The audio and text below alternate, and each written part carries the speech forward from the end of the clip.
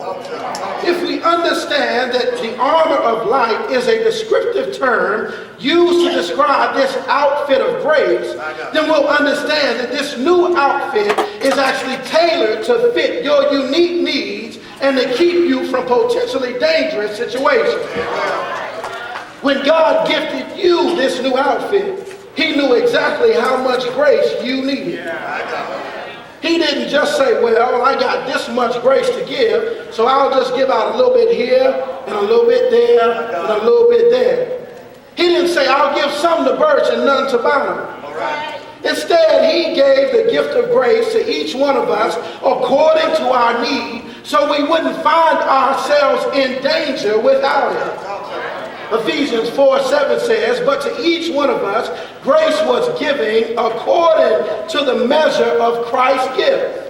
What we celebrate in this Advent season is the coming of Christ to this earth to eventually give his life as a payment for the penalty of sin that we created. We celebrate Jesus stepping in to fulfill the penalty for us on the cross of Calvary, despite the fact that he didn't have to do it. The impact of Christ's sacrifice is that it covers all of our sins. Those that we've already committed, those that we are in the process of committing, and those that we will commit in the future. If you want to understand the gift of grace this morning, you just only got to think about how vile and dysfunctional your life has been. You can get quiet on that. Because everybody that's sitting up in here ain't no angel. Just think about all the things that you've done that have not been pleasing to God. Just think about all you've said that's not indicative of the standing you proclaim as a disciple. Just think about all you thought about doing that you didn't carry out, but if the time and opportunity presented himself, you probably would have. And despite of all of what you've said and all of what you've done and all of what you thought, God's grace has still been tailored to fit you, to meet all your needs in the midst of your mess. Somebody ought to thank the Lord this morning for a new outfit, for not just giving you what you wanted to have, but giving you exactly what you needed.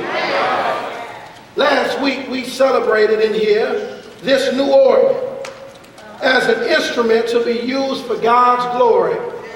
The outside of this organ, many of you all don't know this, is 53 years old. I ain't even 33 yet. So I know this organ is more than 20 years older than me. Looks good for his age, don't it? Well, if you were to look closely at the organ, at the keys and the workings on the inside and the mechanisms, you'd see that each piece on the inside has been tagged 2013. Because each piece under the outside frame is brand new. In essence, the organ has been given a new opportunity to be productive. When I think about grace, I think about it like this organ. God gave grace to us as a new outfit to replace all the old sinful approaches that we used to take. His gift of grace gave us a new opportunity to make good on the life he had already given us, despite the fact we didn't even deserve it.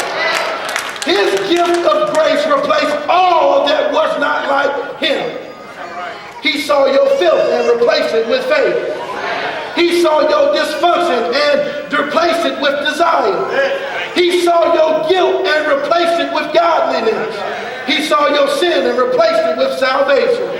God's gift of grace is actually tailored to fit your unique needs. But look at verse 13. It says, let us behave decently, as in the daytime, not in carousing and drunkenness, not in sexual immorality and debauchery, not in dissension and jealousy. Paul says that after you have put on this armor of light, this new outfit of grace, we ought to behave decently as in the daytime. Well, what does he mean? He's implying that whether we think we can be seen by God or not, Whether our situations are nighttime-like or dreary, or our morning-like and hopeful, we must behave as disciples behave no matter what. And meeting this expectation is able to happen only because of the new outfit of grace that we have been given. The second thing about this new outfit is that it's meant to be worn on any occasion or any setting. When God gifted us with grace, he gifted us with something that is specific for us, but also something that is versatile enough that we can wear it no matter where we go. Paul speaks specifically about the temptations of this life to live according to the world's standards.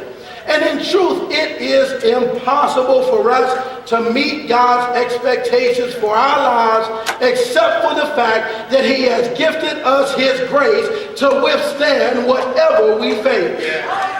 If grace is getting something that is undeserved, then we must understand that in the times we find ourselves acting in ways that are unbecoming of disciples, it is God's grace that affords us the opportunity